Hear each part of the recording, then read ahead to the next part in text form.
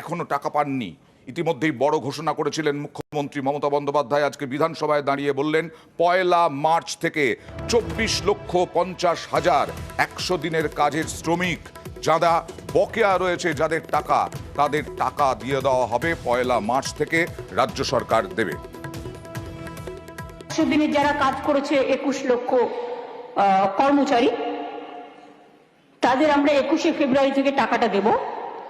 আমি 7টা দিন বেশি টাইম দিচ্ছি, 1 মার্চ থেকে দেবো। তার কারণ সংখ্যাটা দেখতে গিয়ে আমায় দেখা হয়েছে, আমরা কিছু সার্ভে করতে গিয়ে দেখেছি ওটা 21 লক্ষ হবে না, ওটা 24,50,000 হবে।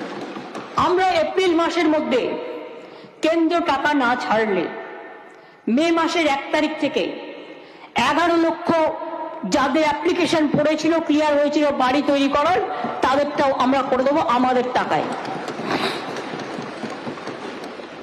আর সন্দেশখালী নিয়ে বিধানসভাতে দাঁড়িয়েই তীব্র আক্রমণ করলেন মমতা বন্দ্যোপাধ্যায়। তিনি বললেন বহিরাগতদের দিয়ে, আজকে সন্দেশখালীতে যে ঘটনা ঘটেছে বহিরাগতদের দিয়ে করা হয়েছে, আরএসএস এবং বামেদের দিকেই মূলত তার আক্রমণ। অন্যায়কে কোনোদিন প্রশ্রয় দিইনি এবং আমি ইনিশিয়েটিভ নিয়ে স্টেট কমিশন পাঠিয়েছি, 17 জনকে অ্যারেস্ট করা হয়েছে।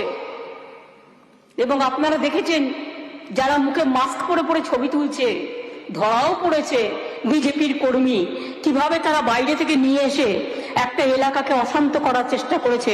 আগে টার্গেট শেখ শাহজাহান, ওকে টার্গেট করে ইডি ঢুকলো, তারপরেই সবাইকে বার করে দিয়ে তারপরে ওখানে আদিবাসী মাইনরিটিদের মধ্যে ঝগড়া লাগিয়ে দিল।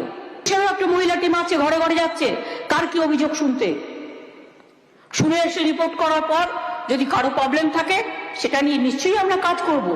সন্দেশখালী আজকে নতুন নয়, ওখানে আরএসএস এর একটা বাসা আছে, 7-8 বছর আগেও দাঙ্গা হয়েছিল ওখানে।